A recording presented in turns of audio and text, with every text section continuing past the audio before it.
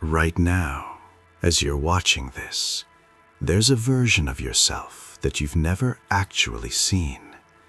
Not in photographs, not in mirrors, not even in your own mind's eye.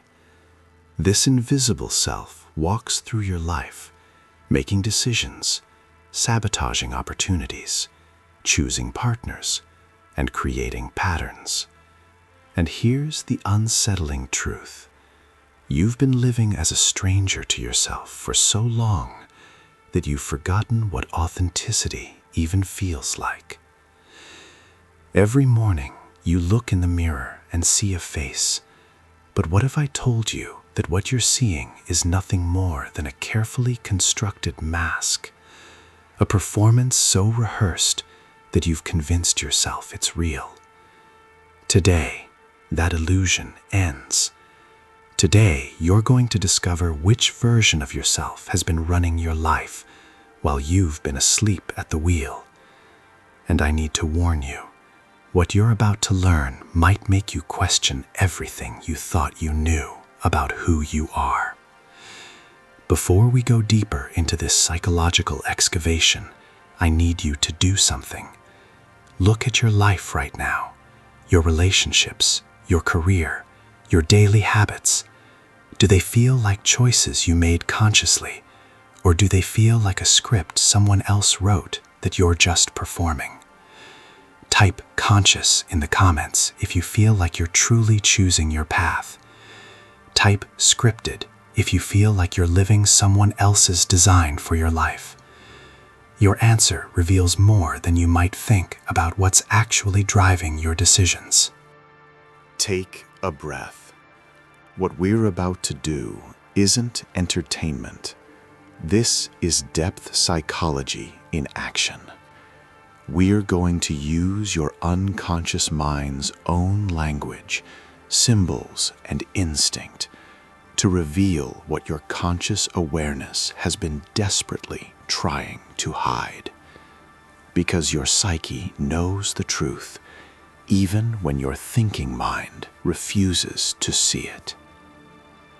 One thing before we begin this journey: content like this, content that actually challenges you to confront uncomfortable truths about yourself, requires extensive psychological research and the courage to speak directly. If this work matters to you, if you're ready for genuine transformation rather than comfortable lies, show your support by hitting that subscribe button and turning on notifications. It's what allows this level of depth to exist in a world that prefers shallow distraction. Now, I'm going to present you with something that will feel deceptively simple. But don't be fooled. This isn't a game. This is a diagnostic tool that will reveal which aspect of your shadow self has been controlling your life without your awareness.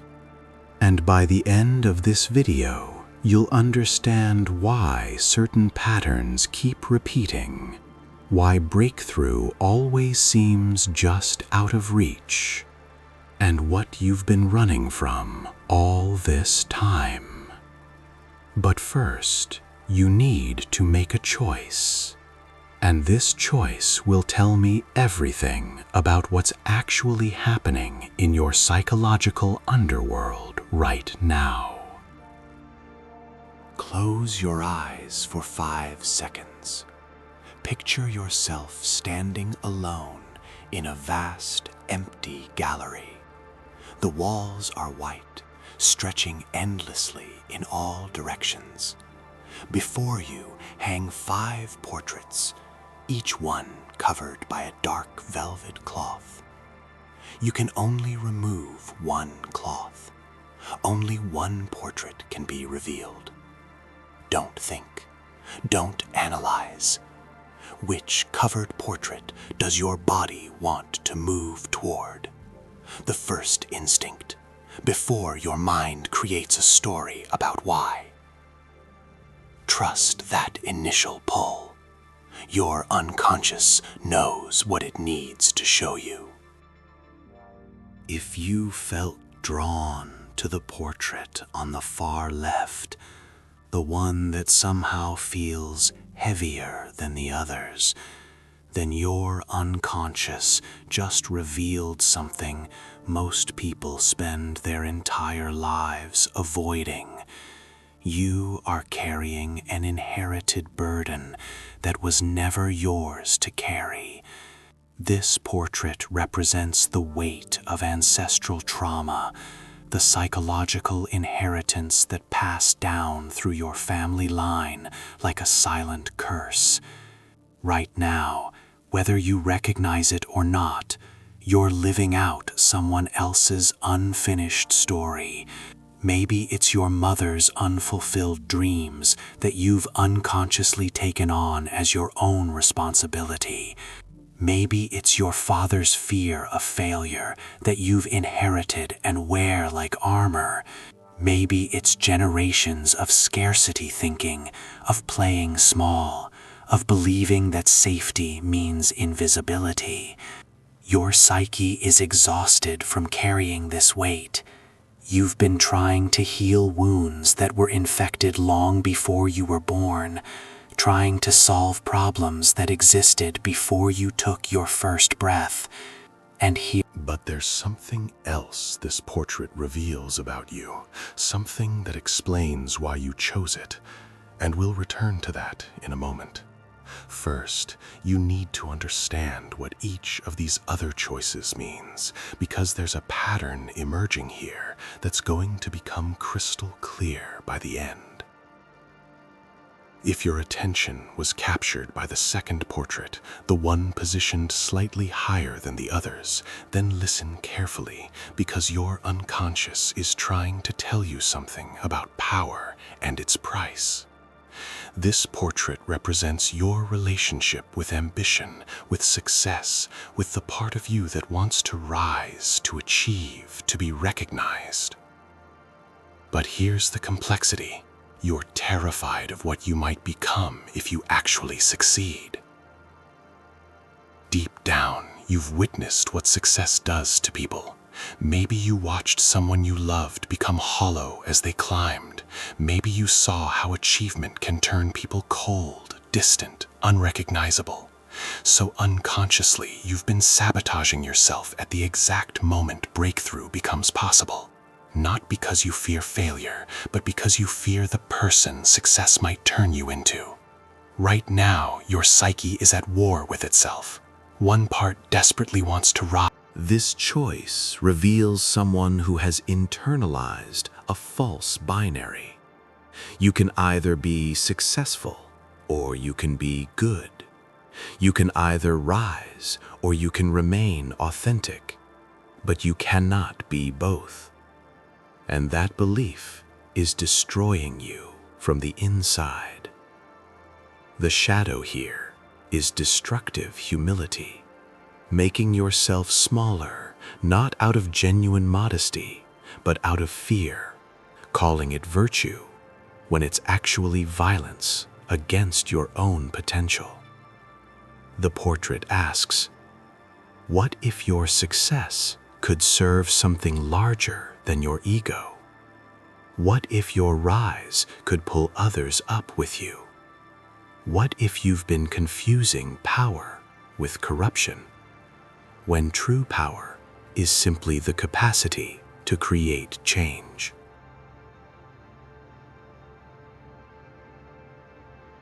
If you found yourself drawn to the portrait in the center, the one that feels like it's pulling you in even as you resist it, then your unconscious is revealing something about intimacy and its terrors. This portrait represents your relationship with vulnerability, with being truly seen, with allowing another human being past your defenses. Right now, you're living behind glass. People can see you, they can interact with you, but nobody can actually touch you.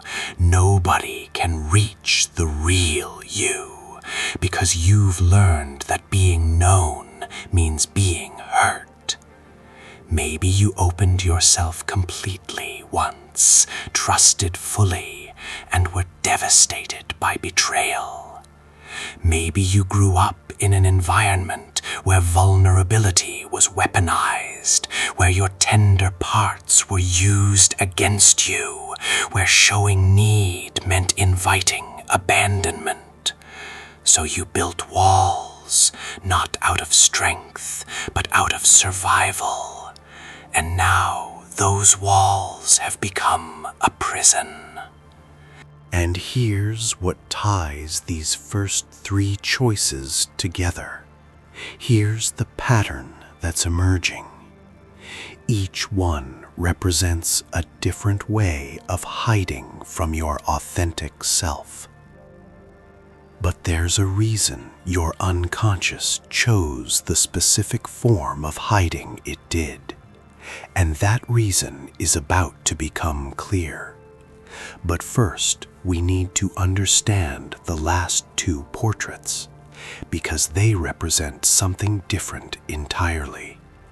They represent not what you're hiding from, but what you're being called toward. If your attention went to the fourth portrait, the one that seems to shimmer slightly, as if the cloth itself is breathing, then your unconscious just revealed that you're on the edge of transformation, and it terrifies you. This portrait represents the threshold, the liminal space between who you've been and who you're becoming. Right now, whether you can articulate it or not, you're in the middle of a psychological death.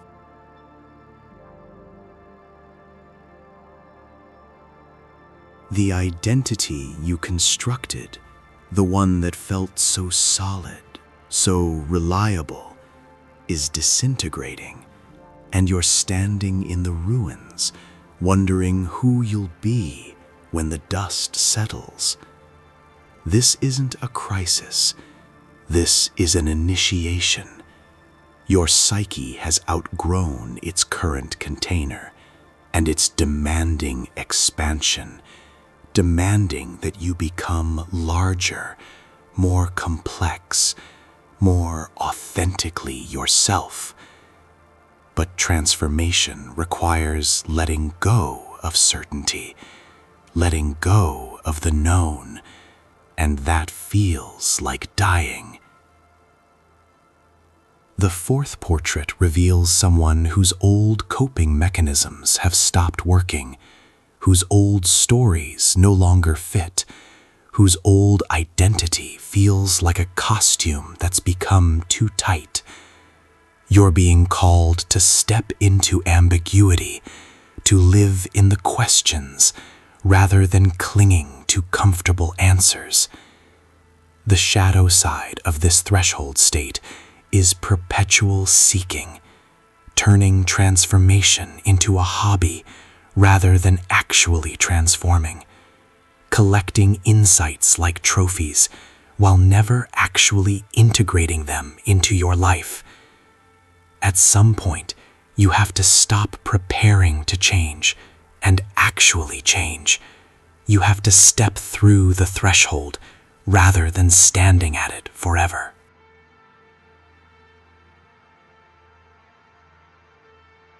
Now, before we get to the fifth and final portrait, I need you to understand something. If you've made it this far in this video, if you're still here engaging with ideas that most people would rather avoid, you're not like most people. You're someone who values depth over distraction, truth over comfort, growth over stagnation. And that means you belong in this community. So right now, pause this video for just 3 seconds and hit that subscribe button. Turn on all notifications, because content like this, content that doesn't insult your intelligence or offer you easy answers, is rare, and supporting it ensures it continues to exist. Do that now, then come back. I'll wait. If your eyes went to the 5th portrait, the one hanging slightly apart from the others, isolated in its own space, then your unconscious is revealing something profound about your relationship with solitude and its costs. This portrait represents the part of you that has chosen separation, not out of preference, but out of protection. Right now, you've convinced yourself that you're better off alone, that you don't need what others need, that your independence is strength rather than defense. But here's the uncomfortable truth.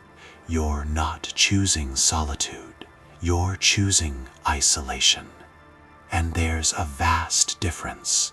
Solitude is nourishing, restorative, chosen consciously. Isolation is punishment disguised as preference, disconnection disguised as self-sufficiency. Somewhere along the way, you learned that needing others makes you weak, that asking for help means you failed, that belonging requires a betrayal of your authentic self. So you've built an island and called it a kingdom. The 5th portrait reveals someone who has confused self-reliance with self-imprisonment. You've become so good at not needing anyone that you've forgotten how to let yourself be nourished by connection, how to let yourself be held by community, how to let yourself belong without disappearing. The shadow here is what Jung called the hermit complex, the inflation that comes from separating yourself from the collective, from believing you've transcended the human need for connection when you've actually just armored against it. True strength isn't never needing anyone. True strength is being able to need others without losing yourself in them. Now, here's what all 5 of these portraits have been revealing. Here's the pattern that connects them. Each one represents a different strategy for managing the central terror of human existence. The fear that if people see who you really are, they'll discover you're not enough. Or worse, they'll discover you're too much. The first portrait, carrying inherited burdens, that's making yourself useful so you won't be abandoned. The second, fear of success, that's keeping yourself small so you won't be resented. The third, hiding behind glass, that's never being fully present so you can't be fully rejected. The fourth, standing at the threshold, that's staying in transition so you never have to commit to becoming someone specific who could fail. And the fifth, isolation disguised as independence, that's removing yourself entirely so you can't be hurt. Every strategy is trying to solve the same problem. How do I exist in a world that might reject me if I show up authentically? But here's what your unconscious has been trying to tell you through this exercise. The portrait you chose isn't showing you your weakness, it's showing you your initiation. the specific psychological work your soul is calling you toward right now in this moment. This is where your transformation lives, in the exact place you've been avoiding. If you chose the first portrait, your work is learning to put down what was never yours to carry, to differentiate your story from your family's story, to choose yourself without guilt. If you chose the second, your work is integrating your ambition with your values, learning that success doesn't corrupt unless you let it, that you can rise without losing your soul.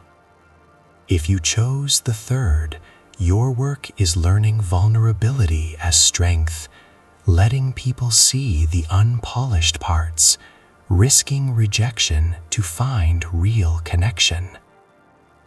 If you chose the fourth, your work is stepping through the threshold, embracing the uncertainty of becoming, letting the old self die so the new self can be born.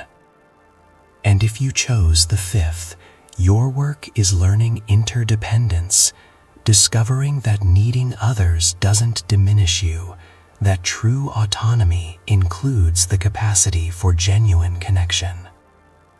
Remember that pattern I mentioned earlier, the one that was going to become clear. Here it is.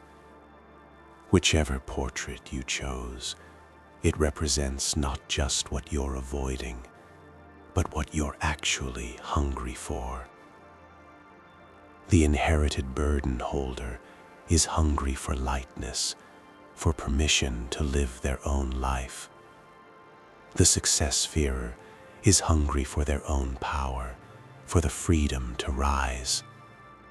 The glass dweller is hungry for intimacy, for being truly known. The threshold stander is hungry for solidity, for becoming rather than perpetually seeking. And the isolated one is hungry for belonging, for community, for coming home.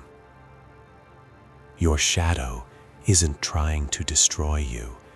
It's trying to show you what you're starving for. And now you know. Now you can't unknow. The question is, what will you do with this knowledge?